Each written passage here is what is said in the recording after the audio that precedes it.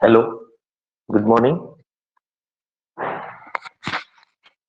Hello, good morning. I'm audible to you बेटा.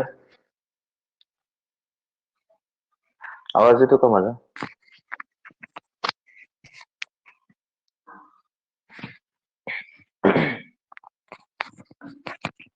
अनिकेत राशि.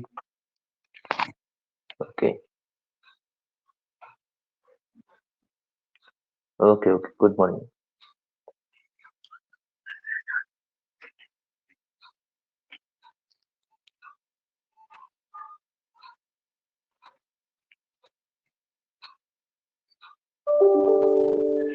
Sure. Good morning to all. Good morning, sir. Good morning.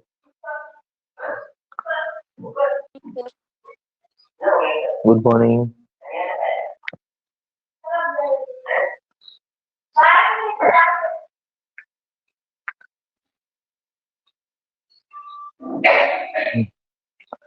Now we start our next one portion. Okay. तो इसमें देखिए बेटा mouth parts हमने discuss किए थे कौन से माउथ पार्ट्स होते हैं. इसका डिटेल डिस्क्रिप्शन हम आज के लेक्चर में करने वाले हैं. क्लियर. ओके. तो मैंने आपको बताया था कि कॉकरोच के अंदर 5 माउथ पार्ट्स होते हैं. तो इसमें से सबसे ऊपर जो होता है उसको हम अपर लिप बोलते हैं, लैब्रम. उसके बाद में जो सेकंड वाले दो स्ट्रक्चर होते हैं, दो साइड को, दो लैटरल साइड को, उसको मैंडिबल कंसीडर किया जाता है. उसके बाद में थर्ड वाला जो स्ट्रक्चर होता है ये होता है देखो मैक्सिली, जो कि दो, वो भी पेयर में प्रेजेंट होता है, इस साइड को और इस साइड को, दोनों साइड को प्रेजेंट होता है. और हाइपोफेरेंक्स और लैबियम, ऐसे 5 स्ट्रक्चर हमारे सॉरी कॉकरोच के माउथ पार्ट्स में पाए जाते हैं. अभी इसका डिटेल डिस्क्रिप्शन हमको करना है. तो देखिए ये वाला जो स्ट्रक्चर है लैब्रम नाम का, this labrum is called the upper lip of the cockroach. ये ऊपर से कनेक्ट होता है बॉडी को, उसके हेड रीजन में सबसे ऊपर जो रहेगा वो होता है लैब्रम. मेरी आवाज आ रही है आपको क्लियरली? Yes, sir. हाँ, आई थिंक कुछ कैंडिडेट ज्वाइन जो नहीं हुए उनके लिए अभी 2-3 1 मिनट में हम स्टार्ट कर देंगे. देखो, तो ये लैब्रम नाम का पोर्शन, सर्वात वरच्या साइडचं स्ट्रक्चर बघा, ये स्ट्रक्चर होता है देखो लैब्रम नाम का. This is a labrum. अभी ये लैब्रम क्या करेगा, ऊपर से कवर करेगा उसके माउथ पार्ट को, बकल कैविटी को वरून कवर करत असतो. और ये हा वाला स्ट्रक्चर जो आहे तो इसका फंक्शन क्या होगा बेटा? What is the role of this labrum? क्या फंक्शन परफॉर्म करेगा ये labrum? Labrum is the upper most part of mouth, means buccal cavity. Buccal cavity का ऊपर का पार्ट होता है ये. तो क्या फंक्शन परफॉर्म करेगा ये? What is the role of this? Actually it is responsible for the particular activity. ऊपर से होगा, इसकी वजह से उसका वर्क क्या परफॉर्म करेगा, वो वर्क किस फंक्शन के लिए रिस्पॉन्सिबल होगा? It is responsible for which function? Simple सी बात है. देखो, हमारे अपर जॉ का जैसा वर्क होता है सेम वर्क वो परफॉर्म करता है.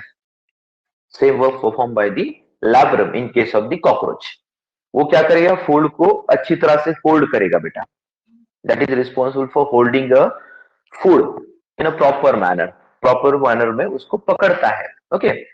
और उसके बाद में जो दूसरा वाला स्ट्रक्चर है मैंडिबल नाम का, इस मैंडिबल नाम के पार्ट में सिरेटेड मार्जिन, मैंने कल ही बताया था आपको कि एक शॉर्ट में इसका इंट्रोडक्शन दिया था मैंने, कि मैंडिबल नाम की जो दो स्ट्रक्चर होते हैं उसके उसको सिरेटेड मार्जिन होती है. Serrated margin means edge like this. ये जो मार्जिन है यहाँ पे दिख रही है आपको, इसको हम क्या बोलते हैं? This one is called serrated margin.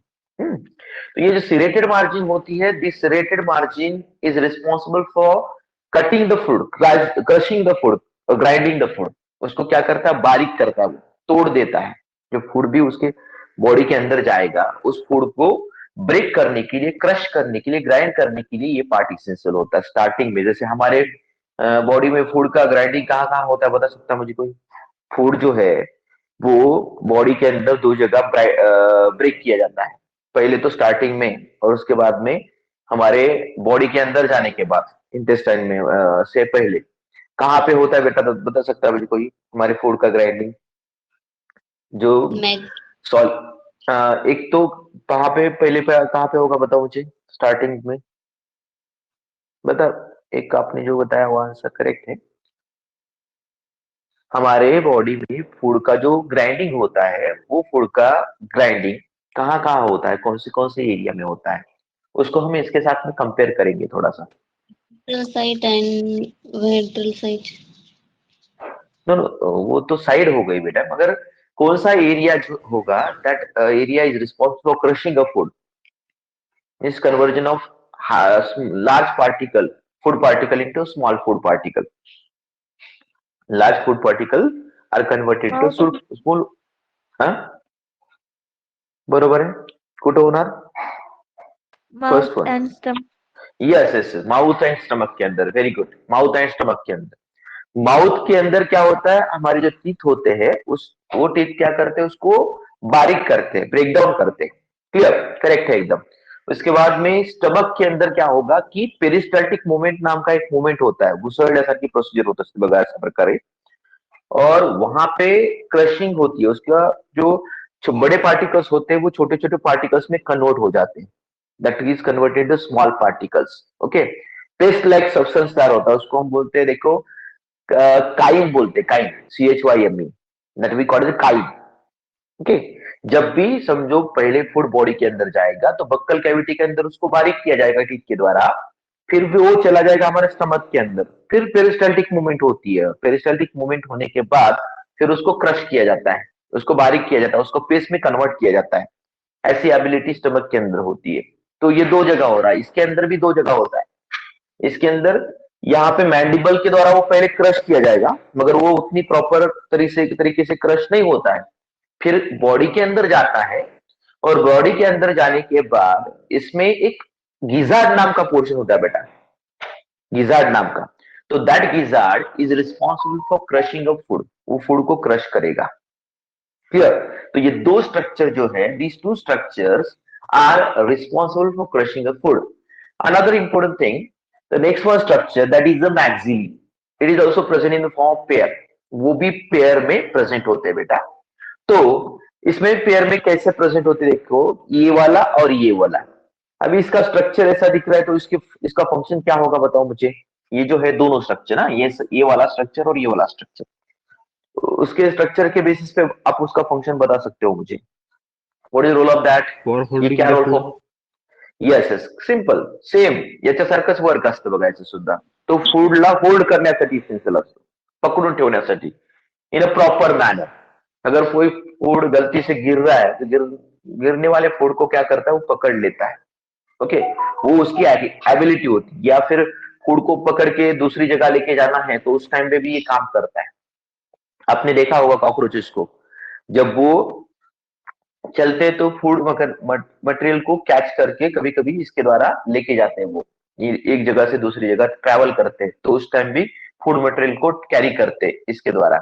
या फिर खाना खाते समय मीन्स जो फीडिंग करते, तो फीडिंग करते टाइम भी कभी कभी फूड गिर जाता है, तो उसको पकड़ने के लिए ये यूज होते हैं, कौन से, मैक्सिली नाम के पार्ट। ठीक, अभी देखिए मैक्सिली में ऐसे कुछ सेगमेंट्स होते हैं बेटा, तो these are the segments of the maxillae, first second third. तो क्या नाम है देखिए इस सेगमेंट्स को, एक को बोला जाता है बेटा that is called as cardio, दूसरे को बोला जाता है स्टिप्स, और तीसरा जो होता है दैट इज फिलर। ऐसा स्ट्रक्चर यहाँ पे प्रेजेंट होते हैं, देखो सॉरी, कार्डियो होता है, दूसरी इंपॉर्टेंट बात यहाँ पे स्टाइप्स नाम का स्ट्रक्चर होता है। तो ये जो स्ट्रक्चर्स होते हैं, that structure is a segment which is found in case of the maxilla. Segment आहेत फक्त ते, हे बघा, हा पार्ट हा पार्ट हा पार्ट, याच्यासाठी तीन आहेत ऍक्च्युली। तर यामध्ये हे बघा, याला कार्डिओ म्हणतात, स्टाइप्स म्हणतात, आणि एक तिसरा आहे बघा स्ट्रक्चर। अशा प्रकारचे तीन स्ट्रक्चर असतात एका एका मॅक्सिली मध्ये, इसमें भी है इसमें भी है, देखो। Okay, these are the segment which is found in case of maxilla. After that the last one structure, last but one structure which is found in case of this cockroach, that is labium. Labium is a lower lip, इसको lower lip क्यों बोलेंगे, क्योंकि वो नीचे होता है, ventral side को होता है, और उस हाइपोफैरिंक्स से पीछे होता है बेटा ये पोर्शन। इसका काम क्या होता है, that is responsible for swallowing of food. Swallowing of food means what? Swallowing of food म्हणजे काय असतं, कोण सांगू शकेल? What by swallowing? Anybody? Swallowing of food means what? गिळण्यासाठी. येस येस, फूड गिळण्यासाठी, पास करण्यासाठी. करेक्ट. जे फूड माउथ मध्ये आलेलं आहे, बक्कल कॅव्हिटी मध्ये आलेलं आहे, या बक्कल कॅव्हिटी मधल्या फूडला पुढे पास करण्यासाठी, म्हणजे इसोफेगस मध्ये, इसोफेगस मधून त्याच्या क्रॉप नावाच्या पोर्शन मध्ये आणि गिजार्ड आणि स्टमक मध्ये तिकडे पास करण्यासाठी या ठिकाणी हा पार्ट रिस्पॉन्सिबल असतो. एक तर प्रॉपरली खाली पडू सुद्धा देत नाही फूड पार्टिकलला हा लॅबियम. त्याचबरोबर काय करत असतो की तो फूड मटेरियलला पुढे पास करत असतो, म्हणजे बक्कल कॅव्हिटी मधून इसोफेगस मध्ये ट्रांसफर करत असतो. तो ये इसका वर्क होता है, मीन सॉलोइंग के लिए काम में आता है. उसके बाद में hypopharynx. Hypopharynx is the last one portion of this mouth, sorry, last one portion of the mouth in case of the cockroach. Cockroach के अंदर ये सबसे लास्ट वाला पार्ट होता है. This is appear, sorry, this is act like a tongue. Tongue की तरह काम करेगा बोले तो क्या काम करेगा बताओ मुझे? That is act like a tongue. Structure, yes, tongue की टेस्ट के लिए, हाँ, टेस्ट साठी सुद्धा असतो, मध्ये टेस्ट साठी थोड़ा प्रॉपर रोल नहीं बैठायचा. टेस्ट के लिए भी रोल होता है इसका, मगर उतना प्रॉपर नहीं होता है, क्योंकि उसके अंदर टेस्ट उतना प्रोमिनेंट नहीं है कॉकरोच के अंदर. जैसे मैंने विजन के बारे में बताया, उसी तरह यहाँ पे भी ये देखो, इसके बेस में देखो, हाँ, इसके बेस में सलाइवरी ग्लैंड ओपन होती है इसकी, कॉकरोच की. और सलाइवरी ग्लैंड ओपन होने की वजह से क्या हो जाएगा, इसमें सलाइवा मिक्स हो जाएगा फूड के अंदर. फूड के अंदर क्या होता है, सलाइवा मिक्स होता है. और when saliva is mix here, that time that is responsible for the mastication of food. You know mastication? When saliva is mixed here, that time it is responsible for mastication of food. क्या होगा mastication? किसे बोलेंगे mastication?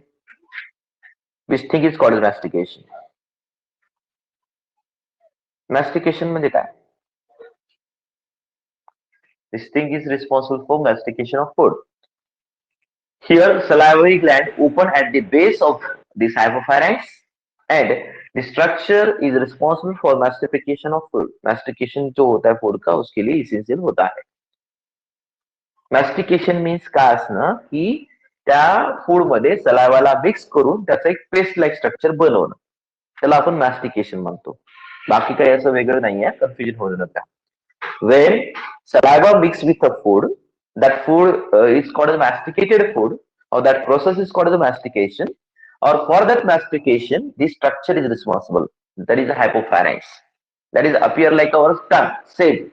और कहाँ पे present होगा बेटा ये? एग्जैक्ट लोकेशन कहाँ पे होगा माउथ के अंदर इस कॉकरोच के? हाइपोफैरिंक्स में, इस सॉरी कॉकरोच में इस हाइपोफैरिंक्स का एग्जैक्ट लोकेशन कहाँ पे होगा? टंग में. यस, टंग है वो, मगर कहाँ पे होगा एक्चुअली लोकेशन? इन ये जो मैंने जैसे लोकेशन बताया, सब इसका ऊपर बताया डॉर्सल साइड को, इसका लैटरल साइड में बताया, इसके बाद भी इसका भी लैटरल साइड में बताया. ये जो होता है इसका मैंने लैबियम के मीन्स लोअर साइड को बताया, मीन्स वेंट्रल साइड को. उसी तरह ये कहाँ पे प्रेजेंट होगा? हाइपोफैरिंक्स. सभी का जैसे लोकेशन बताया मैंने, उसी तरह इसका लोकेशन आपको बताना है. हाइपोफैरिंक्स कहाँ पे प्रेजेंट होता है? Hypopharynx located in which part?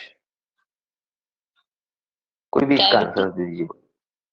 Yes yes, cavity. Correct, cavity. मतलब कौन सी कैविटी? कहाँ होगा ये कैविटी कहाँ पे होगी? उसके अंदर ये प्रेजेंट होगा. Mouth part. Cavity, yes yes, mouth part की कैविटी, मगर लैबियम और लैब्रम के अंदर. लैबियम और लैब्रम के अंदर जो सेंट्रल पार्ट होता है, सेंट्रल कैविटी होती है, वहां पे हाइपोफैरिंक्स प्रेजेंट होता है. Clear? That is, sorry, hypopharynx is present in that area. उस एरिया में वो प्रेजेंट होगा बेटा. तो these are some structure which is found in a cockroach.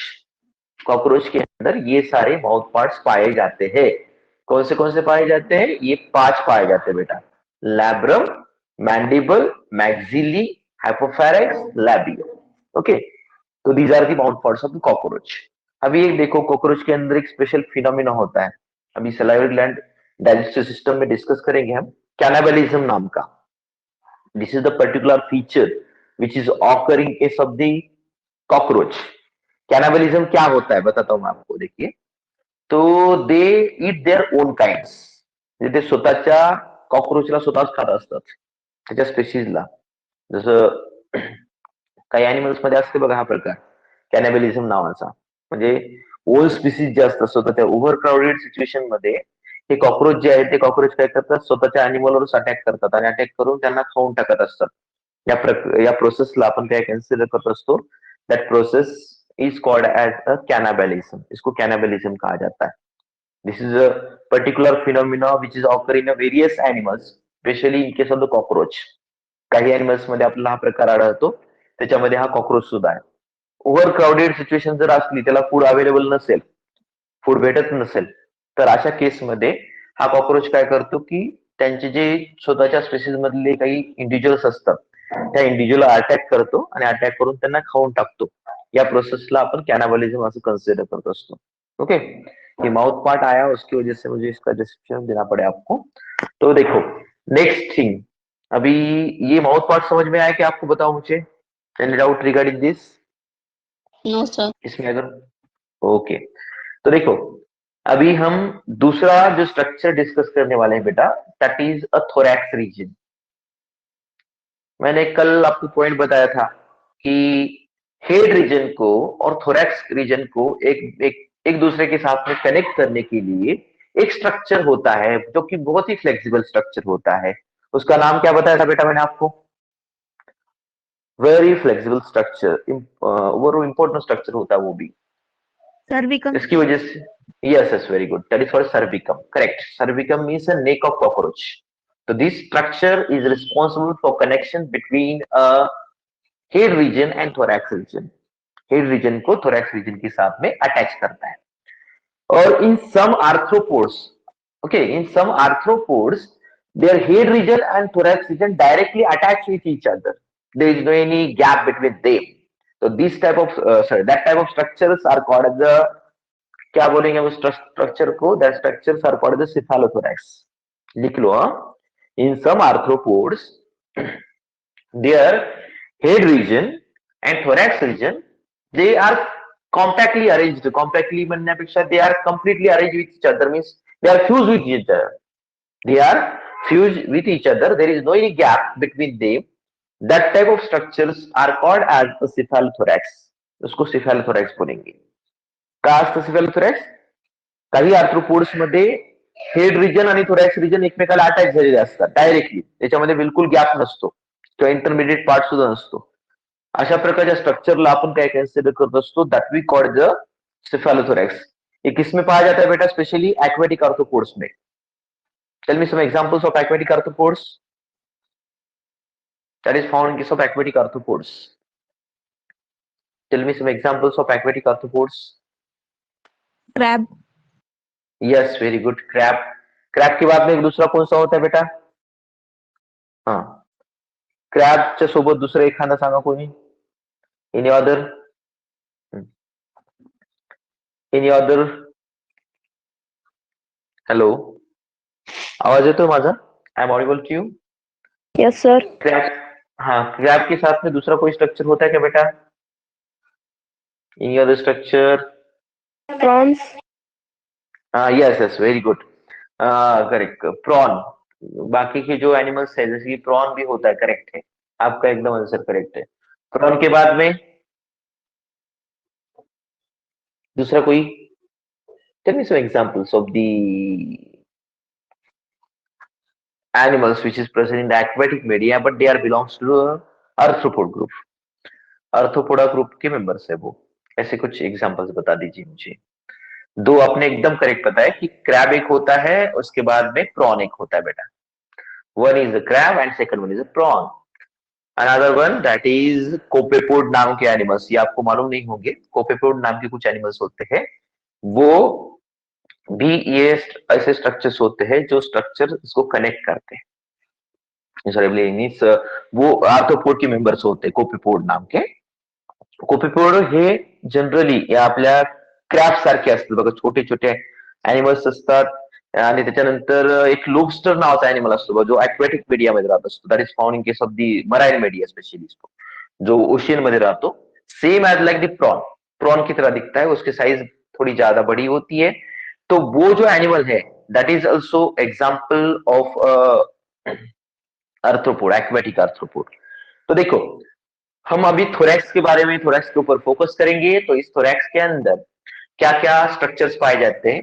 Thorax having have three important structure, that is prothorax and mesothorax and metathorax. क्या होगा ये बात बताओ मुझे। प्रोथोरैक्स क्यों बोलेंगे इसको, मेसोथोरैक्स क्यों बोलेंगे और मेटाथोरैक्स क्यों बोलेंगे? These are three different structure which is found in the thorax region.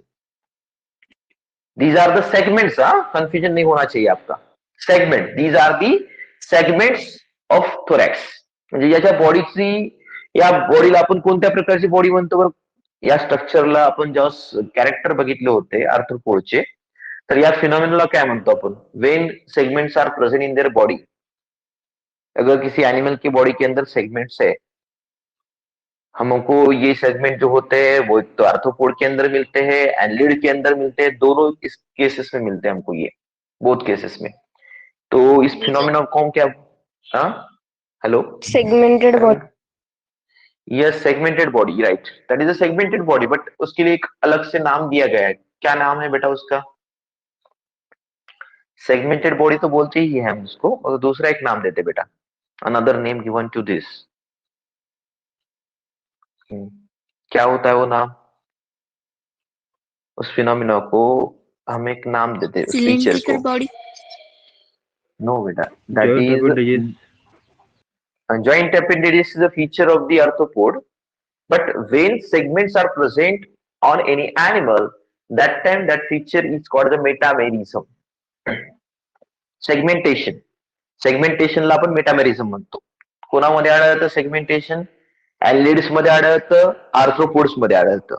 जर एखाद्या एनिमलची बॉडी सेगमेंटेड कशी अशी बघा, हे बघा, these are the segments, these are the segment of this animal, ये एनिमल के सेगमेंट्स है।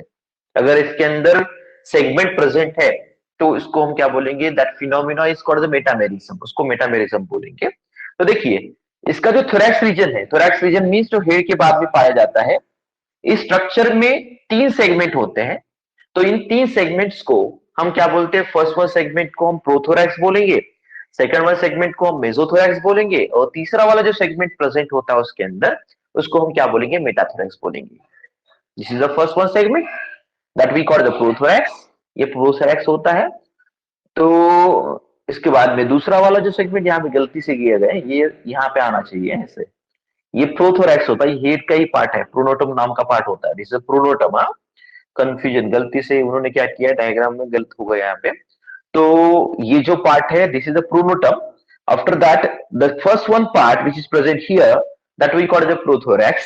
This is the first one segment. Second one structure which is present here, central part पे present होता है, उसको mesothorax बोलते हैं। और सबसे लास्ट वाला जो सेगमेंट यहाँ पे पाया जाएगा, इस सेगमेंट को हम क्या बोलते हैं? That segment is called as a metathorax. Yes, prothorax, mesothorax and metathorax, these are 3 different segments which is found in a thorax region. Okay, अभी देखिए उसके बाद में next point, the head is connected to thorax by a neck. मैंने पहले ही बताया था आपको, ये नेक के द्वारा कनेक्ट किया जाता है थोरैक्स हेड के साथ में। ये एक शॉर्ट में एक्सटेंशन है, और एक्सटेंशन किसका है? ये प्रोथोरैक्स का एक्सटेंशन है। इट इज वेरी फ्लेक्सिबल और that is responsible for movement of head in different direction. वो अलग अलग डायरेक्शन को मूव कर सकता है, उसके हेड को नेक के द्वारा। वो बहुत ही फ्लेक्सिबल होती है, उसको सर्विकम कहा जाता है, जो कि यहाँ पे पॉइंट नहीं दिया गया, मगर सर्विकम बोलते बेटा उसको। उसके बाद में देखिए, each thoracic segment bear a pair of walking legs. हर एक सेगमेंट में वॉकिंग लेयर का पेयर प्रेजेंट है, वॉकिंग लेग का। यहाँ पे प्रोथोरैक्स के अंदर ये पेयर प्रेजेंट है, देखो प्रोथोरैक्सिक लेग्स, ये वाला फर्स्ट वन पेयर लोकेटेड है यहाँ पे, मीन्स पहले सेगमेंट को अटैच है। ये फर्स्ट वन लेग की पेयर जो है वो अटैच है दिस रीजन को, यहाँ पे प्रोथोरैक्स को अटैच है, इसकी वजह से इसको हम क्या बोलते हैं? That we call the prothoracic legs, इसको प्रोथोरैसिक लेग बोलेंगे बेटा। उसके बाद में दूसरे वाली जो पेयर होती है, that is attach to the second one region, that is mesothorax, that's why it is called the mesothoracic legs. ज्या लोकेशन पासून निघाली, ज्या लोकेशनला ते अटॅच व्हायली, त्यामुळे त्याचं नाव पडलेलं आहे। जो प्रोथोरॅक्स सोबत अटॅच आहे पेयर लेगची, तिला आपण प्रोथोरॅसिक लेग्स असं कन्सिडर करतो। इकडच्या साईडला सुद्धा एक असते, इकडच्या साईडला सुद्धा एक आहे, त्याला प्रोथोरॅसिक लेग्स म्हणायचं. त्याच्यानंतर दूसरा वाला जो स्ट्रक्चर होता है जो मेसोथोरैक्स के साथ में अटैच होता है उसको हम क्या बोलेंगे, दैट वी कॉल मेसोथोरैक्सिक लेग्स. और सबसे लास्ट में जो मेटाथोरैक्स के साथ में अटैच होता है उसको हम क्या बोलेंगे, that we call the metathoracic legs. के सेगमेंटच्या बेसिसवर या ठिकाणी लेग्सला नाव पडलेले आहेत बघा. प्रोथोरॅक्सला अटॅच असणाऱ्याला प्रोथोरॅसिक लेग्स म्हणायचं, मेसोथोरॅक्सला अटॅच असणाऱ्याला मेसोथोरॅसिक लेग्स म्हणायचं, आणि जे मेटाथोरॅक्सला अटॅच असतात त्यांना आपण मेटाथोरॅसिक लेग्स असं कन्सिडर करत असतो. त्याच्यानंतर जसं या ठिकाणी लेगच्या पेअर्स असतात तशा प्रकारे या ठिकाणी काय असतात की याच्या विंगच्या सुद्धा पेअर्स असतात. विंग के भी पेयर्स होते हैं बेटा. तो विंग के पेयर्स स्पेशली उसके दो ही सेगमेंट में अटैच होते हैं, तीसरे सेगमेंट में अटैच नहीं होते. कौन से दो सेगमेंट को अटैच होते हैं वो बताता हूं मैं आपको. तो that is attach to the mesothorax as well as metathorax. फक्त मेसोथोरॅक्स आणि मेटाथोरॅक्स नावाच्या दोनच पार्टला त्या ठिकाणी हे विंग्स अटैच झालेले असतात. मेसोथोरैक्स और मेटाथोरैक्स नाम के दो ही पार्ट को ये विंग्स अटैच होते हैं. तो एक को हम बोलते हैं बेटा that we call the fore wings, और उसका दूसरा नाम है टेगमिना. फोर विंग्स और टेगमिना आपको लिखना है तो बुक में लिख लीजिए, आपके नोट डाउन कीजिए. The first one pair of wings are called as tegmina और द फोर विंग. उसको टेगमिना बोलेंगे या फोर विंग बोलेंगे. And the second one structure which is present in their body, that structure is called the hind wing. Hind wing ये वाला structure. Fore wing means जसं आपल्या याच्यामध्ये बघा कोणत्याही अॅनिमल्स मध्ये आपण फोर लिम्स आणि हिंड लिम्स कन्सिडर करत असतो. फोर लिम्स म्हणजे कोणते, जे समोरचे आहेत अपेंडेजेस. तर समोरच्या अपेंडेजेसला आपण काय कन्सिडर करणार, that appendages are called as a fore limbs. जो सेकंड वाला होता है, दूसरा वाला जो पीछे होता है उसको हम क्या बोलेंगे, that we called as hind limbs. उसको हिंड लिम्स बोलेंगे. उसी तरह जो स्टार्टिंग के सेगमेंट को अटैच है मीन्स मेसोथोरैक्स को अटैच है उनको हम क्या बोलेंगे, they are called as a fore wings. और दूसरा वाला जो होता है इसको हम क्या बोलेंगे, that we called as a hind wings. Fore wings are called as tegmina, मग हिंड विंग को कोई नाम नाही आहे, त्याचं दुसरं नाव आहे फोर विंग्सला. मध्ये हिंड विंग्सला दुसरं नाव नाहीये, कन्फ्युज होऊ नका. ओके. त्याच्यानंतर आता बघा आपण जर समजा याच्यामध्ये पुन्हा डिवायडेशन केलं कोणत्या विंग्स मध्ये, विंगच्या ज्या पेयर्स असतात, विंगच्या पेयर्स, त्या विंगच्या पेयरचं डिवायडेशन जर एक्झॅक्टली केलं आपण तर कशा प्रकारचे असतात बाबा फोर विंग्स आणि हिंड विंग्स. तो देखिए फोर विंग्स में जिसको हम मेसोथोरैसिक विंग्स बोलते हैं या टेगमिना बोलते हैं, तो ये ओपैक होता है बेटा, डार्क होता है और लेदरी होता है. And cover the hind wings also when at rest के टाइम पे वो हिंड विंग को कवर भी करता है. ओपैक बोले तो क्या, what is by opaque, fore wings are opaque, dark, leathery and it cover the hind wing at the time of rest. What about opaque? The four wing structure is opaque structure, dark structure, leathery structure. It cover the hind wings at the time of rest. Rest के time पे वो उसको cover करेगा, किसको, ये वाला structure को, hind wing वाले स्ट्रक्चर को वो कवर करता है. थोडं ओपॅक. ओपॅक मीन्स एकदम नॉन ट्रान्सपरंट म्हणतो आपण त्याला, असं डार्क असतं, त्याच्यामधून लाईट पास होत नसतो, याला म्हणतो आपण ओपैक. जिसके अंदर से लाइट ट्रांसफर नहीं हो सकता उस स्ट्रक्चर को हम क्या बोलेंगे, that structure is called the opaque structure. बघा हे अतिशय डार्क असतात, हे आणि डार्क असल्यामुळे याच्यामधून लाईट पास होऊ शकत नाही, नॉन ट्रान्सपरंट असतात ते बेटा, त्यामुळे त्याला ओपॅक म्हणायचं. कलर थोडा डार्क असतो हिंडविंग पेक्षा. दुसरी गोष्ट लेदरी टाईपचे असतात ते, आणि ज्यावेळेस तो रेस्टिंग पोझिशन मध्ये आहे, स्टॉप झालेला एखाद्या ठिकाणी बसलेला आहे, तर त्यावेळेस काय असतो की हे जे फोर विंग्स असतात ते फोर विंग्स त्याच्या हिंडविंगला कव्हर करत असतात. उसके जो फोर विंग्स होते हैं that four wings cover the hind wings. ये उसके ऊपर ऐसे चले जाएंगे. ये देखो ये पोजीशन है, देखो this one is a resting position, this one is a resting position. यहाँ पे रेस्टिंग पोजीशन में आपको क्या दिख रहा है, तो रेस्टिंग पोजीशन में ये वाला जो फोर विंग होता है ऊपर वाला, ये इस हिंडविंग को कव्हर करणार. याच्यावर जाऊन बसलेला असा, त्याच्यावरचे फोल्ड झाल्यासारखं, आपण फोल्ड केल्यानंतर कसं एकमेकावर अटॅचमेंट किंवा ठेवून देत असतो, तशा प्रकारे इथं सुद्धा बघा कि this one is the fore wing and इसके नीचे जो है वो हिंड विंग है. तो ये फोर विंग्स हिंड विंग को कवर कर रहे हैं. Four wings cover the hind wings. Fore wings क्या कर रहे हैं? हिंड विंग को कवर कर रहे हैं. Another important thing is that next structure. Next structure जो है ये हिंड विंग बोलते हैं इसको, या फिर मेटाथोरेसिक विंग्स बोलते हैं. क्या फंक्शन होगा मेटाथोरेसिक विंग्स का? What is role of metathoracic wings? और देखो बेटा, ये फोर विंग जो होते हैं that is not useful for flight. वो उड़ने के लिए बिल्कुल काम में नहीं आते हैं, वो सिर्फ प्रोटेक्शन के लिए काम में आते हैं. They are responsible for the protection only, not for the flight. They are responsible for the protection only, that is not for flight. उड़ने के लिए बहुत कम काम होता है उसका, वो वर्क ही नहीं करते उड़ने के लिए फोर विंग्स. मगर जो दूसरा वाला स्ट्रक्चर होता है वो कैसा होता है? That is transparent. ये ओपैक नहीं है, ट्रांसपेरेंट है, उसके अंदर से लाइट पास हो सकता है. ओके. दूसरी इंपॉर्टेंट बात, they are membranous not leathery. वो लेदरी नहीं होते तो मेम्ब्रेनस होते हैं, मेम्ब्रेन से बने जैसे रहते, एकदम ट्रांसपेरेंट मेम्ब्रेन जैसा स्ट्रक्चर होता है. इसकी वजह से उसको हम मेम्ब्रेनस बोलते हैं. They are transparent, membranous and they are useful for flight. वो उड़ने के लिए काम में आते हैं. This one structure is not useful for the flight, but this structure is useful for flight. वो फ्लाइट के लिए काम में आएगी, उड़ने के लिए काम में आएगी. एक्चुअल वर्क, उड़ने का वर्क जो होता है इसका होता है बेटा, ये हिंड विंग वाले स्ट्रक्चर को होता है, फोर विंग वाले स्ट्रक्चर का नहीं होता है. वो सिर्फ प्रोटेक्शन का काम करेगा, इसको कवर करेगा. क्लियर? तो ये हो गया. This is the these are some important things about wings of the cockroach. समझ में आएगा विंग्स आपको? दोबारा से यहाँ पे डायग्राम, वही सेम डायग्राम को रिपीट किया है. हाँ, कुछ कैंडिडेट का ये था, वो क्वेश्चन था देखा बेटा, कि उन्होंने मुझे पूछा था कि सर हम ओरल फीचर के बेसिस पे मेल और फीमेल को कैसे डिफरेंशिएट कर सकते हैं. तो देखिए आपका क्वेश्चन का आंसर यहाँ पे दिया गया है. क्या है देखो, ये देखो, ये मेल कैंडिडेट है. क्यों मेल कैंडिडेट कंसिडर करेंगे हम इसको? This diagram is of male candidate. Why? मैं इसको मेल क्यों बोल रहा हूँ बताओ मुझे? ये सिर्फ कॉकरोच की डायग्राम है तो भी मैं इसको मेल कंसिडर कर रहा हूँ. वाई? कौन से feature? Yes, correct. Yes yes, यहाँ पे एनल स्टाइल नाम का स्ट्रक्चर है. देखो, this structure is called the anal style.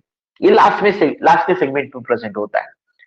अगर ये एनल स्टाइल प्रेजेंट है तो this is the male candidate. ये कॉकरोच का मेल कैंडिडेट है. अगर एनल स्टाइल अगर एब्सेंट होता है, यहाँ पे कोई भी स्ट्रक्चर नहीं रहेगा, तो इसको हम क्या बोलेंगे? फीमेल कैंडिडेट बोलेंगे. इसके साथ में उसी तरह दूसरा एक स्ट्रक्चर दिख रहा है, देखो ये एनल सर्कस नाम का. इस साइड को भी प्रेजेंट है, इस साइड का भी प्रेजेंट है. तो this anal cercus is present in case of the male and female candidate both. दोनों के अंदर प्रेजेंट होता है. Anal cercus is present in case of the male and female both. दोनों के अंदर प्रेजेंट होता है बेटा ये एनल सर्कस. इसके भी अंदर प्रेजेंट होता है, फीमेल कैंडिडेट के अंदर भी प्रेजेंट होता है, और मेल कैंडिडेट के अंदर भी प्रेजेंट होता है. ओके. उसका काम क्या होता है एनल सर्कस का? That anal cercus is responsible for checking ground vibrations. जे काही आपला पाय वाजल्यानंतर जशा प्रकारे ते एक मूव्ह करतात बघा, पळून जातात हे कॉकरोच, ते कशामुळे असतात? कारण त्यांना ग्राउंड व्हायब्रेशन डिटेक्ट करण्याची ॲबिलिटी या कॉकरोच मध्ये असते. आणि ती कशामुळे असते? That is due to the anal circus which is present at the ending of the cockroach. वो एकदम एंड में प्रेजेंट होते हैं उसके. क्लियर? तो these are some important points about their legs. तो लेग्स के बारे में. मगर उससे पहले अभी उसके बाद में एक फीचर देखना बेटा, इसके वॉकिंग लेग्स, विंग्स के बारे में फीचर देखे हमने उसके विंग्स के. अभी हम फोकस करेंगे इसके लेग्स के ऊपर. तो लेग्स देखिए, ये वाला और ये वाला. तो each leg is divided into 5 segment. प्रत्येक लेग जो असतो याचा, या प्रत्येक लेगचं डिवायडेशन 5 सेगमेंट मध्ये झालेलं असतं. जसं अँटेनाचं डिवायडेशन, मॅक्झिलेच्या पार्टचं डिवायडेशन झालं होतं, तशा प्रकारे हे लेग्स जे असतात, या लेग्स मध्ये सुद्धा 5 सेगमेंट असतात बेटा. टोटल 5 सेगमेंट होते. अभी कौन से 5 सेगमेंट होते हैं उनके नाम देखिए. तो इसमें जो स्ट्रक्चर्स होते हैं वो स्ट्रक्चर कौन से होते हैं? देखो, फर्स्ट वन, इसके अंदर पार्ट जो होता है कोक्सा नाम का पार्ट होता है. उसके बाद में ट्रोकेंटर नाम का पार्ट होता है, ट्रोकेंटर के बाद में टिबिया नाम का पार्ट होता है, और सबसे लास्ट में जो होता है that is last part one एक रहता ट्रोकेंटर, कोक्सा, फीमर, उसके बाद टिबिया, एंड लास्ट वन जो पार्ट होगा इसके बाद में ये होते टार्सोमियर्स। टार्सोमियर्स नाम के स्ट्रक्चर होते छोटे छोटे tarsomeres, tarsus sorry, coxa, trochanter, femur, tibia and last one is the tarsus. ऐसे 5 सेगमेंट इसके बॉडी के अंदर पाए जाएंगे। Total 5 segments are present in their legs. कौन से 5 segments? First one is the coxa, second one is the trochanter, third one is the femur, fourth one is the tibia and last one is the tarsus. ऐसे 5 segment उसके legs में पाए जाते हैं। सर्वात स्टार्टिंगचं जे असतं ते कोक्सा असतं, सेकंडला ट्रोकेंटर असतं, थर्डला फीमर असतं, फिर टिबिया असतं आणि सगळ्यात लास्टला टार्सस असतं। अशा प्रकारचे 5 सेगमेंटचा मिळून याचा एक लेग बनलेला असतो। ओके, त्याच्यानंतर सगळ्यात लास्टचा जो सेगमेंट आहे कोणता? टार्सस नावाचा। सबसे लास्ट में जो टार्सस नाम का सेगमेंट पाया जाता है, तो इस टार्सस नाम के सेगमेंट में भी और छोटे छोटे सेगमेंट्स होते हैं, बहुत ही छोटे छोटे सेगमेंट्स होते हैं, उनको टार्सोमियर्स कहा जाता है। देखो इथे या ठिकाणी तुम्हाला कन्फ्युजन होण्याचा चान्स आहे थोडासा। का कन्फ्युजन होऊ शकतं की छोट्यातल्या छोटे पार्ट मध्ये डिवायडेशन केलेलं आहे बघा यांनी कॉकरोचच्या। कसं डिवायडेशन केलेलं है? कारण एक लेग अपन बाजूला काढला कॉकरोचचा, सपोज एक लेग को हमने सेपरेट किया कॉकरोच को, तो एक लेग को बाहर निकालने के बाद इस एक लेग के अंदर टोटल उसके 5 सेगमेंट पाए जाते हैं। अभी 5 सेगमेंट कौन से है देखिए, ये 5 सेगमेंट कौन से होते हैं वो डिस्कस करेंगे बेटा हम। तो 5 सेगमेंट में इसका जो पहला वाला सेगमेंट होता है इसको बोलते हैं हम, देखो ये होता है देखो कोक्सा। उसके बाद में दूसरा वाला सेगमेंट जो होता है वो ट्रोकेंटर नाम का सेगमेंट होता है। तीसरा जो सेगमेंट होता है इसका नाम होता है फीमर, और ये होता है देखो बेटा इसका नाम होता है टिबिया। और लास्ट में ऐसे छोटे छोटे स्ट्रक्चर इसको हम बोलते हैं टार्सोमियर्स। इसको टार्सोमियर कहा जाता है, सॉरी टार्सस कहा जाता है। हाँ, कोक्सा, ट्रोकेंटर, उसके बाद में फीमर, इसके बाद में टिबिया और सबसे लास्ट में टार्सस। टार्सस का डिवाइडेशन फिर छोटे छोटे सेगमेंट्स में, इन छोटे सेगमेंट्स को हम क्या बोलेंगे? The small segments are called as tarsomeres. Total 5 ऐसे सेगमेंट्स होते हैं, इन सेगमेंट्स को हम टार्सोमियर्स कंसिडर करते हैं। That segments are called tarsomeres. Tarsomeres नाम के सेगमेंट्स इसके अंदर पाए जाएंगे। ओके, आता बघा हे टार्सोमियर्स का असतात आणि या टार्सोमियर्स वर सुद्धा हेयर लाइक स्ट्रक्चर्स प्रेजेंट असतात। Small hair like structures are present on it. इसके ऊपर हेयर लाइक स्ट्रक्चर प्रेजेंट होंगे। Small hair like structures are present on it and that structures are responsible for their attachment. वो उसके attachment के लिए काम आएगा। कभी कभी वो फूडला अटॅच करतात बघा, हे सेगमेंट असे चिकटून धरतात। फूड जे पार्टिकल्स असतात ना, त्या फूड पार्टिकल्सला पकडून ठेवण्याचं काम सुद्धा त्याचं असतं या छोट्या पार्टद्वारे। आणि त्याचबरोबर दुसरी गोष्ट काही मूवमेंट वगैरे असेल त्या एरिया मधली, त्या मूवमेंटला डिटेक्ट करण्याची एबिलिटी सुद्धा याच्यामध्ये असते। उसको पकड़ने की या फिर चेक करने की एबिलिटी भी इस छोटे छोटे फाइबर्स हेयर लाइक स्ट्रक्चर्स के अंदर होती है। तो ये हो गया, this is the structure of each and every leg in case of the cockroach. Cockroach के अंदर पाए जाने वाले हर एक लेग का स्ट्रक्चर है। देखो चौड्याला चौड्या टोटल 3 पेयर आहेत, 3 पेयर मधले 6 लेग्स आहेत समजा, तर प्रत्येक लेग मध्ये अशा प्रकारचे स्ट्रक्चर प्रेझेंट असतात। मग तो राईट साइडचा असो किंवा लेफ्ट साइडचा असो, एकदम प्रोथोरॅसिक लेग असो किंवा मेझोथोरॅक्सिक लेग असो किंवा मेटाथोरॅक्सिक लेग असो, प्रत्येकामध्ये स्ट्रक्चर कॉमन असतं बघा। पहिल्यांदा कॉक्सा नावाचं स्ट्रक्चर असतं ब्रॉड, त्याच्यानंतर ट्रोकेंटर नावाचं स्ट्रक्चर असतं, त्याच्यानंतर टिबिया फीमर नावाचं स्ट्रक्चर असतं, टिबिया असतो, टिबिया नंतर लास्टला असतं टार्सस। पुन्हा टार्ससचं डिवायडेशन छोट्या छोट्या टार्सोमियर्स मध्ये झालेलं असतं। This is divided again into a small tarsomeres. जसं बघा आपल्या पायामध्ये सुद्धा पहिल्यांदा फीमर नावाचं बोन आहे, हाडाचं जर आपण डिवाइडेशन केलं बोन्स। उसके बाद में यहाँ पे हमारे पट्टीला नाम का बोन होता है। देखो जॉइंट के वहां पे। पटेला के बाद में होता है देखो टिबिया फिबुला नाम का, दो बोन एक दूसरे के साथ में ज्वाइंट रहते हैं। और उसके बाद में होते हैं देखो फैलेंजेस सबसे लास्ट में। सॉरी, यहाँ पे जो बोन्स पाए जाएंगे, यहाँ पे टार्सस नाम के बोन्स पाए जाएंगे, टार्सोमियर्स और टार्सस, ऐसे स्ट्रक्चर्स होते देखो। टार्सस, टार्सोमियर्स और सबसे लास्ट में फैलेंजेस। तो वो स्ट्रक्चर वहां पे प्रेजेंट है हमारे लेग्स में। यहाँ पे जो इसके लेग्स का डिवाइडेशन है ऐसा बताया मैंने आपको। ओके, तो this is exact structure of the legs in case of the cockroach. Cockroach के लेग का ये डिवाइडेशन हो गया।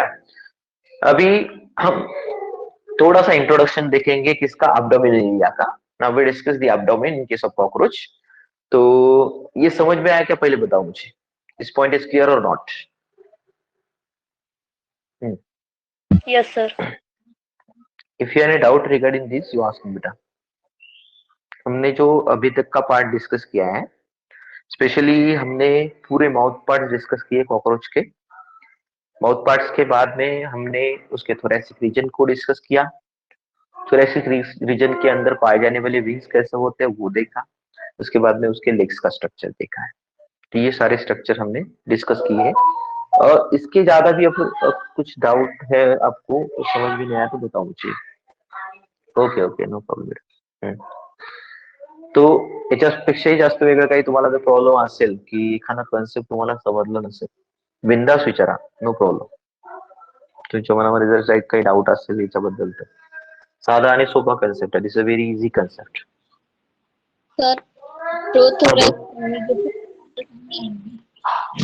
प्रोथोरॅक्स आणि मेझोथोरॅक्स का? बघा आता, येस, प्रोथोरॅक्स आणि आता इथं कसं थोडंसं डायग्राम मध्ये थोडं मिस्टेक आहे इथं। प्रोथोरॅक्स कसं असतं माहितीये का, की हे जे हेडचा रिजन दिसायला ना मोठा रिजन, याला प्रोनोटम म्हणतात ऍक्च्युली। हा प्रोनोटम आणि प्रोथोरॅक्स जवळपास एकमेकाच्या अटॅचमेंट असल्यासारखीच असते, एकदम जवळ असतात एकमेकाच्या। तो ये थोरैक्स नाम का पार्ट 3 सेगमेंट में डिवाइड होता है। ओके, तो 3 सेगमेंट हे असे दिसायलेत ना, हे छोटे छोटे, हे वाला, हा वाला, ऐसे सेगमेंट असतात बघा, 3 सेगमेंट। तो इन 3 सेगमेंट में पहला जो सेगमेंट होगा इसको हम बोलेंगे, फर्स्ट होने की वजह से उसको प्रोथोरैक्स कहा जाता है।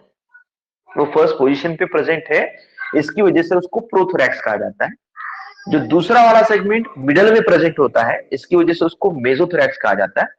और सबसे लास्ट वाला जो होता है थोरॅक्स में, अब्डोमेन में नाही, हा थोरॅक्स पूर्ण बॉडी मध्ये सुद्धा नाही, फक्त कशामध्ये, थोरॅक्स मध्ये, त्याला आपण काय म्हणतो, मेटाथोरॅक्स कन्सिडर करत असतो। क्लिअर? आणि हे जे पार्ट आहे या पार्टला थोडं वेगळं कन्सिडर करायचं बरं, हे याला प्रोनोटम म्हणतात, हेडचं पार्ट आहे, this is a part of head. Yes, Kadam क्या बोलते, एनल सर्कस जर कट केलं तर ते सेन्सेशन करतो का? यस, हाँ करेक्ट, यस बेटा, दैट इज, वो एक पार्ट ऐसा पार्ट है ग्राउंड वाइब्रेशन डिटेक्ट करता है डेफिनेटली। मगर कभी कभी क्या होता है कि उसके बाकी के पार्ट, बॉडी पार्ट जो होते हैं वो भी इतने एक्टिव रहते हैं कि अगर समझो थोड़ा सा भी टच हो गया ग्राउंड को तो वो डिटेक्ट कर सकते हैं, उसको चेक कर सकते हैं। तुझं म्हणणं एकदम करेक्ट आहे की एनल स्टाईल जर आपण, सॉरी, एनल सर्कस जर आपण कट करून टाकलं, सपोज त्या अॅनिमलचा कट झाला, तर तो ग्राउंड व्हायब्रेशन डिटेक्ट करू शकेल का, सेन्सेशन होईल का? त्याच्यामध्ये सेन्सेशन होतं, मात्र जे ग्राउंड व्हायब्रेशनचे रिलेटेड सेन्सेशन असणार ते थोडंसं कमी होणार बाकीच्या कॉकरोचच्या तुलनेमध्ये, when we compare with the other cockroach. Clear? बाकी सेन्सेशन में असं जास्त मेजर इम्पॅक्ट पडणार नाही, मात्र तो ग्राउंड व्हायब्रेशनच्या रिलेटेड जो प्रॉब्लेम आहे तो थोड़ा सा, कारण की एनल सर्कस जो स्ट्रक्चर होता है ना ये वाला, ये स्पेशली ग्राउंड वाइब्रेशन को डिटेक्ट करने के लिए रिस्पॉन्सिबल होता है, that is responsible for detection of ground vibrations. Clear? Okay. त्याच्यानंतर आपल्याला डिस्कस करायचं बघा नेक्स्ट पॉइंट उद्याच्या याच्यामध्ये लेक्चरमध्ये। दुसरा काही क्वेश्चन आहे का? Yes, okay, Kadam, your doubt is clear? Any other candidates?